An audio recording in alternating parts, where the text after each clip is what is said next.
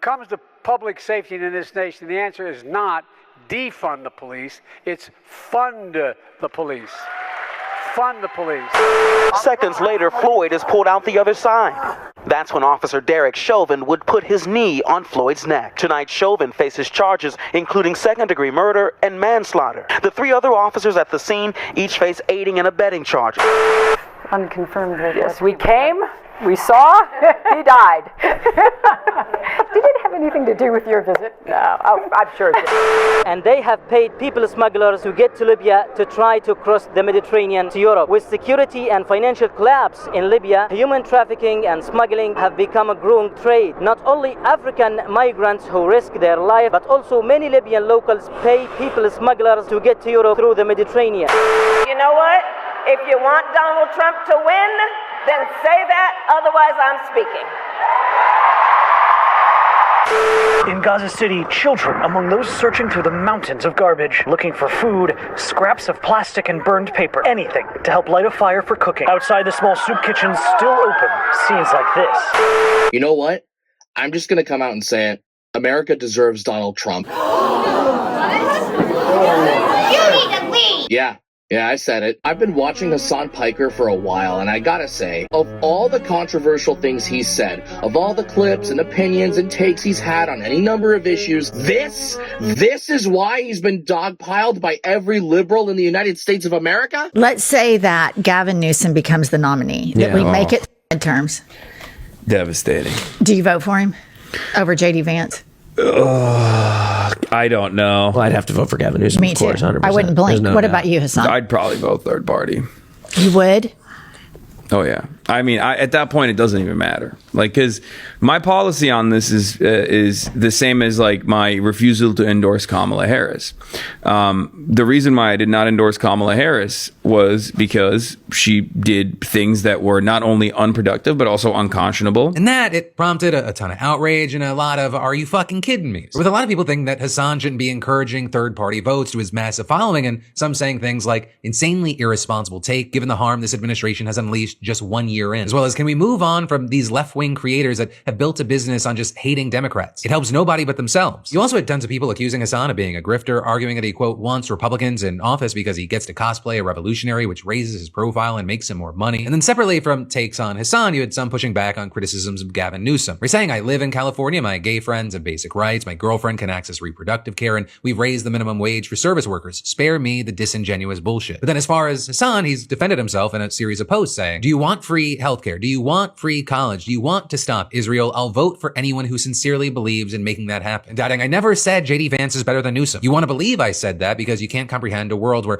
democracy implies asking for concessions from your elected representatives before doing loyalty pledges to them like a happy serf. With Hasan then saying, shit libs who don't care about losing to Trump now want you to obey in advance to their hypothetical establishment candidate while there isn't even a guarantee there will be an election 2 years from now, using marginalized people as a cudgel as Gavin threw trans people under the bus. And while he had his supporters, you also had a number of people pushing back at that response, saying things like, no one is asking anyone to obey in advance, so please come down off the cross. Your fellow panelists recognize the material difference for marginalized communities between a hypothetical Democrat and Republican administration. You repeatedly use your large audience to flatten the difference, and it's abject nonsense. And some others also taking issue with how he framed Newsom's stance on trans rights. With one person saying, actual trans person here, Gavin Newsom made a comment about trans athletes that I don't agree with, but California is still one of the best places to be trans in the country. See the difference? You don't care about what happens to us, so stop acting like you speak for us. I could travel the world, learn every language, including Morse code and ASL, and live long enough to see the end of the cosmos itself, and I would still fail to properly communicate just how much this pisses me off. This backlash against Hasan Piker proves once and for all that Americans are beyond saving. I'm not even a shill, but I can't deny that he's fucking right. When he was asked if he would vote for Gavin fucking Newsom, yet another corporate establishment Democrat, by the way, no different from the rest of them, if he were to run in the next American election, Hasan very understandably said he'd rather vote third party. And when he said that, to say that he got some backlash thrown his way is a bit of a fucking understatement, to say the least. Bro, I've had it with these fucking people. You've talked shit about my hobby for the last time. As fucking boneheaded as Trump and his army of pedo stands are, I genuinely think the stupidest Americans are indeed his mainstream political opponents. Liberals. They're voter shaming Hasan for an election that hasn't even happened yet. For an election they're already planning on losing. For an election that might not even happen if Trump gets his way. I love how these fucking idiots keep on lecturing third-party voters by telling them their vote isn't worth anything because they haven't built the party yet. Saying like, oh, I'd love to vote third party, but they just don't have enough support. And then they turn around and vote Democrat every single time and every single level. Third parties have had a tough enough uphill battle to fight by having to work their way up from local all the way to national elections. Without liberal Democrats out here voter shaming them for voting for third parties. Liberals who swear they only begrudgingly vote Democrat insist that third parties have to start at local levels first, but they won't even vote for them when they turn up on the fucking ballot. What kind of fucking logic is that, bro? Yeah, I won't vote third party. I won't vote third party. Yeah, because they don't have enough support. Shut up! Shut up! Shut the fuck up. If every begrudging Democrat who actually said that actually grew some balls to vote third parties would actually have a fucking chance. These fucking morons keep saying they're gonna push the Democrats left. They have not only failed to do so since 2016, 3 elections ago, but the Democrats have since drifted even further to the right to compromise with the fascist Republican Party. Liberals like Philip DeFranco will go on and on and on about how big of an existential threat Trump and the Republicans are to the country. You know, the terrorists, the fascists, the insurrectionists. And then he'll be totally fine with compromising with them. Like, understand, I don't wake up getting excited to compromise. But at the end of the day, someone's going to win, someone's going to get elected. And if there's even a snowball's chance in hell that my vote can go to the person that I think is the less worse option of the two main, and that changes things, I'm going to do it.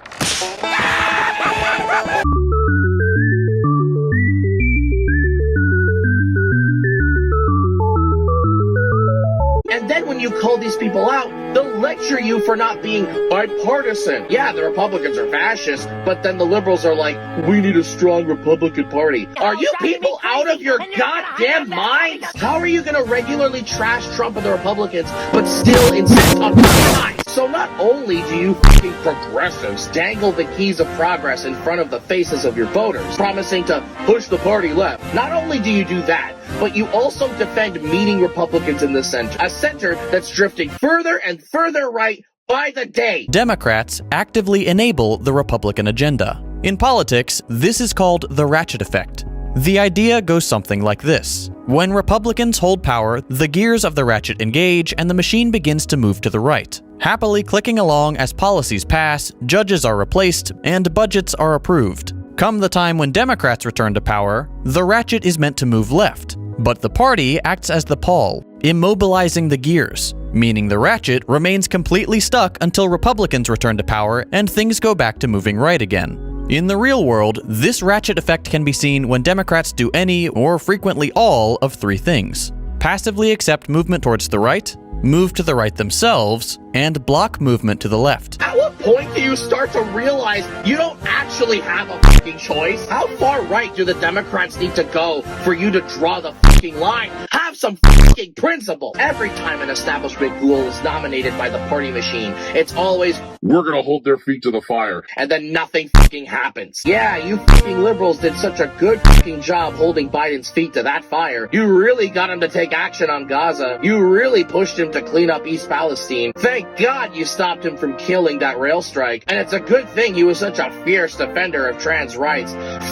Idiots! Idiots! He continued to build Trump's wall, for fuck's sakes! What the fuck is wrong with you people? But there were contracts and technicalities and he didn't really want to, but he couldn't stop it. Shut the fuck up! Shut up! Shut up! Shut up! Have you noticed that every time Trump gets elected, liberals will scream about how he's bulldozing norms and pushing through his agenda like there's just no opposition to it? That's because there is none. But when a Democrat like Biden comes to power, all of a sudden, it's an endless stream of fucking excuses as to why they can't be just as aggressive as the Republicans. Democrats either say they're limited by the system itself, or that they shouldn't be as aggressive so as to respect democratic institutions, like this is an episode of the fucking West Wing. You can't be limited by the system because Trump has shown how fucking fragile all your precious norms are. Liberals even fucking admit it every time they point out Trump and his cronies violating the law with impunity. And you can't use the excuse of respecting institutions. Because not only were these institutions weak as f*** if they couldn't stop Trump, not only have they never been democratic, ask indigenous people or black people or queer people or literally anyone the United States has ever oppressed, but Trump has already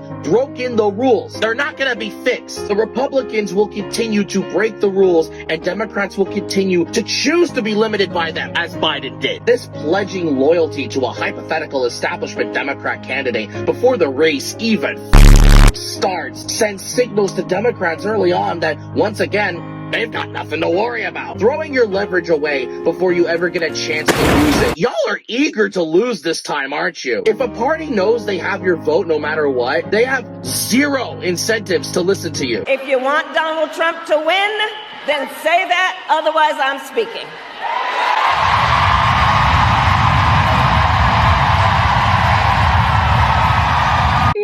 Harm reduction. Harm reduction is bull. Let me say it again. Harm reduction is bull. Refusing to elect candidates that will improve the terrible material conditions that lead to fascism in the first place, it just kicks the can further down the road. Your strategy is to just ride out Trump by keeping him out of office, as if Trump hasn't inspired countless others just like him. You understand that even if Trump fails at destroying the midterms, even if he fails at securing a third term, he's created an army of people just like him, right? You think those people are fucking going anywhere? So basically your strategy is to just keep voting for the lesser evil every single election for the rest of your lives and hope you keep winning. And when you don't, just throw a tantrum and blame everybody but yourselves. Genius strategy, guys. Y'all are so comfortable being trapped in this cycle. You can't expect this losing strategy to win every single election by doing the same bull every single time and then blame leftists for losing. Either leftists are too extreme and not worth listening to, or their vote matters and they're worth listening to. Pick one. They call it harm reduction, but have you looked at the fucking math lately? If you reduce harm by voting for a slightly less right candidate every 4 years, and that candidate still moves to the right to compromise with the fascists, the harm isn't being reduced, it's just being rebranded. It's the boiling frog. You're so busy patting yourselves on the back and sucking your own for not being in the frying pan that you don't realize the water you're in is already at 180 degrees. Real harm reduction would be building a system or an alternative political force that doesn't force you to choose which group of people gets screwed over this term. The poor, the farmer,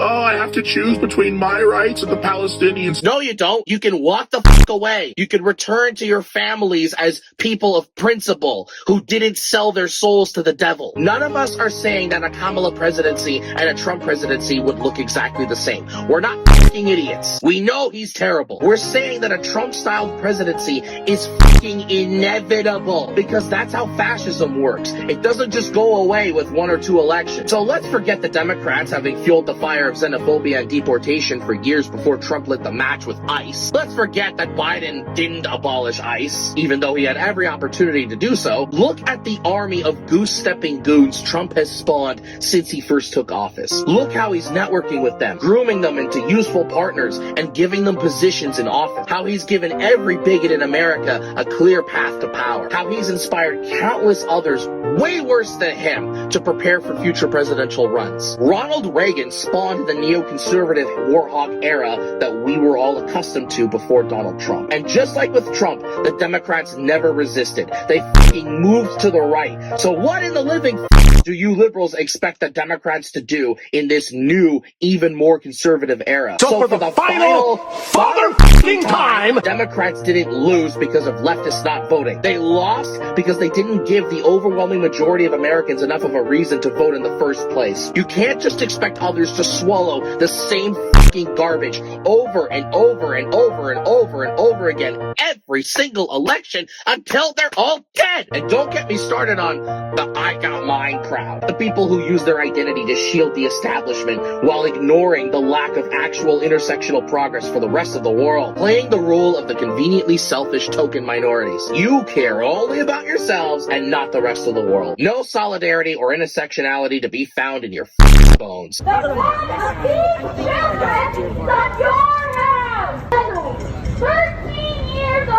Mock them again. Mock the children again. Do it again. Do it again. 18 years old! The liberal is more deceitful, more hypocritical than the conservative. Both want power, but the white liberal is the one who has perfected the art of posing as the Negro's friend and benefactor.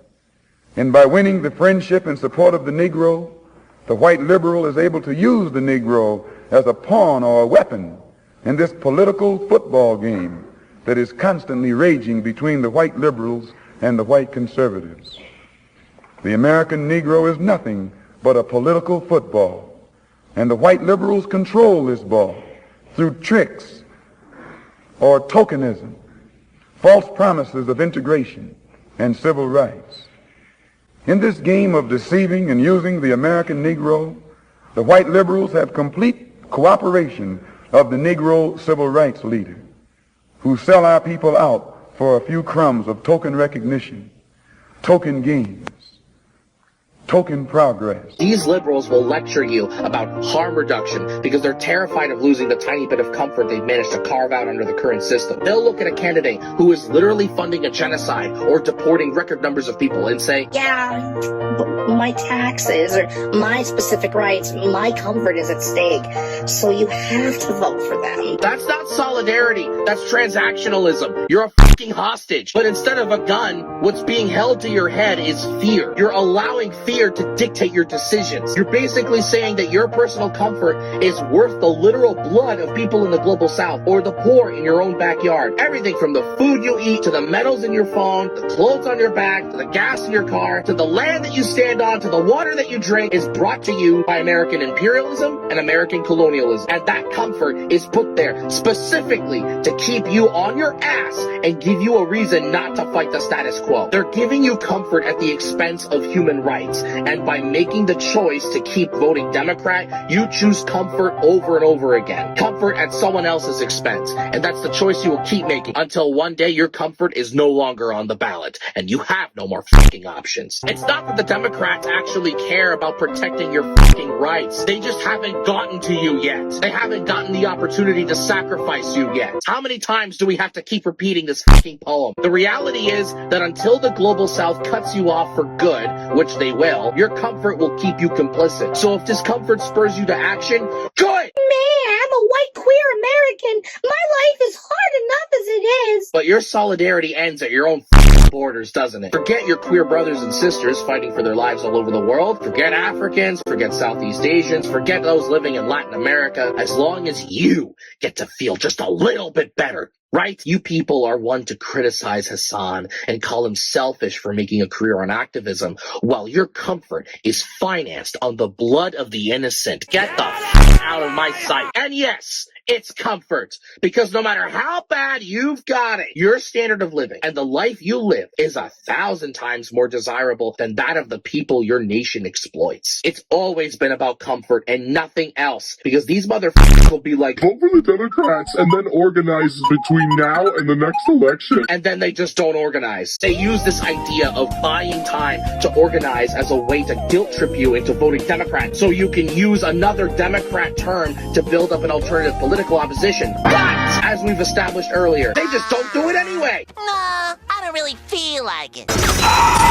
They fucking stay at home. They wear these extra long fucking sweaters that cover their thumbs, drink cocoa with both hands, pat themselves on the back about how woke and progressive they are, ignore international politics completely while having the gall to post performative tweets about Nelson Mandela or MLK. You know, they'll shop at Target and Louis Vuitton. They'll go to brunch, watch RuPaul's Drag Race clips that hashtag send me, stand the Obamas for not being in the Epstein files because apparently the bar is in hell. Go to Starbucks.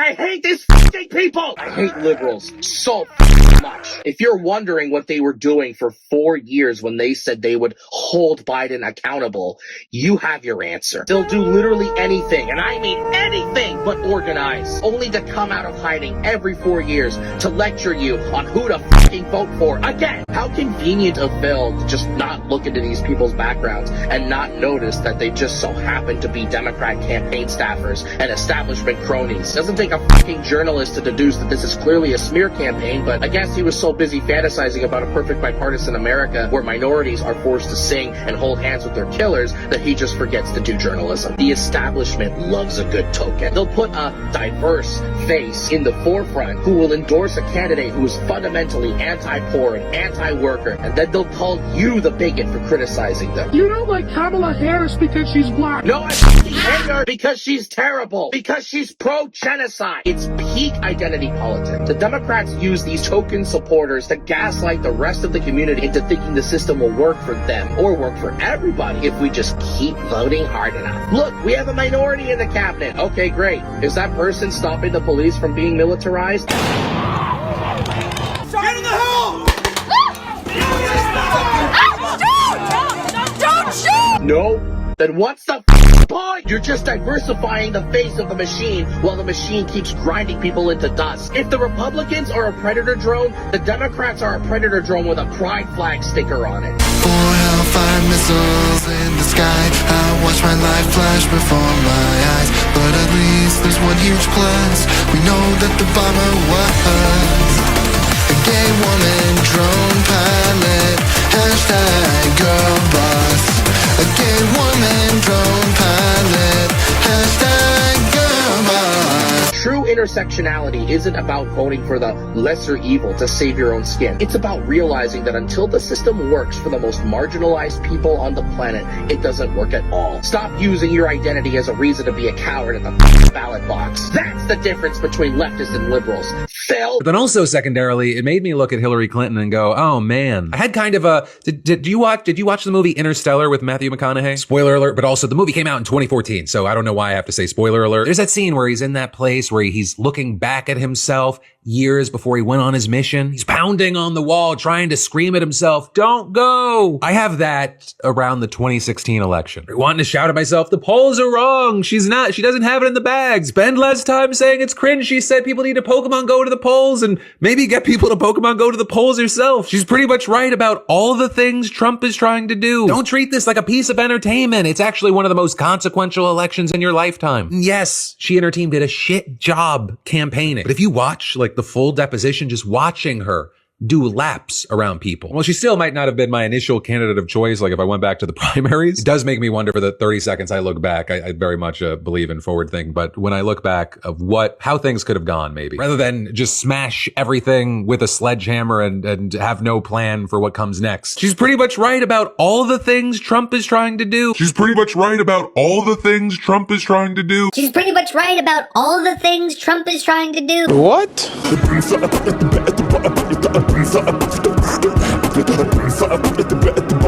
We came, we saw, he died.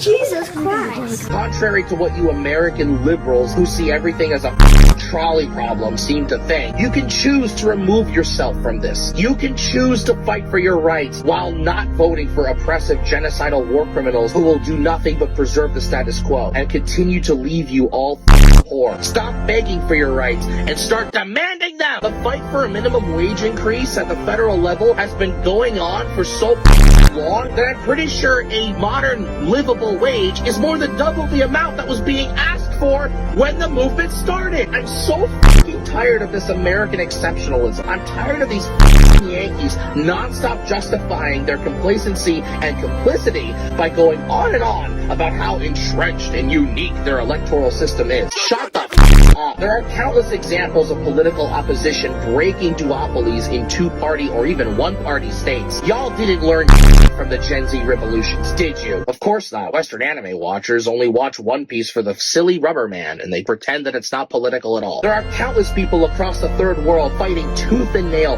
risking life and limb in brutal civil wars and rebellions, determined to win their freedom at any cost, which, newsflash, is how progress is actually made and upheld. They have nothing but the clothes on their backs, the change in their pockets, the sandals on their feet, and the guns they carry. You Americans, meanwhile, you have everything. You have the most potential to enact material change, not just in your own country, but on the world. Guns, money, giant unions, social media, legal systems and civil rights, free speech laws, things you all took for granted until it was too late. And what have you done with it? What have you continued to do with it? Dress up as funny little animals and vote.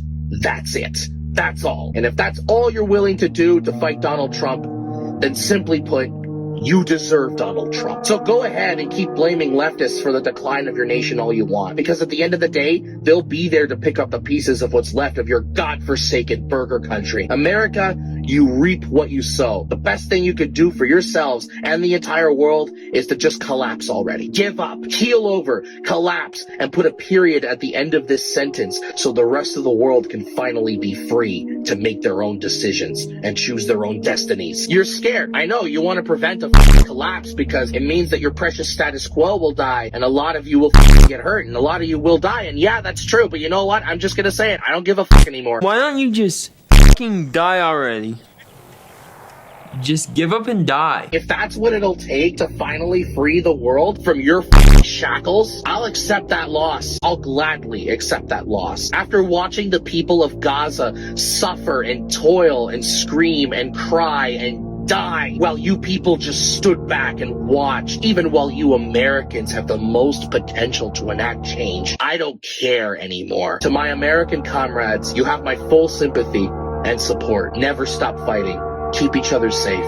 The end of the American experiment is your only path to victory, and I pray to God that as many of you live to see it as possible. As Che Guevara put it, you are in the belly of the beast. May you all be victorious and rise from the ashes of whatever collapse is coming your way. Don't lie down and wait for the end. Join a union, start a mutual aid network, a Marxist reading club, distribute leaflets and pamphlets for socialist groups near you, big or small. Join the SRA, the PSL, the New Black Panthers. I don't care. Just organize. Because when America collapses, it's going to come crashing down on all of you. So the best thing you can do is be prepared to save your neighbors, your loved ones, and your comrades. Those of you who are willing to fight, who walk away from the ballot box and choose to struggle hand in hand with those that your nation has oppressed all over the world, you will inherit the broken pieces of your nation. And I have faith in you to build something better. Godspeed, comrades. Godspeed to you all.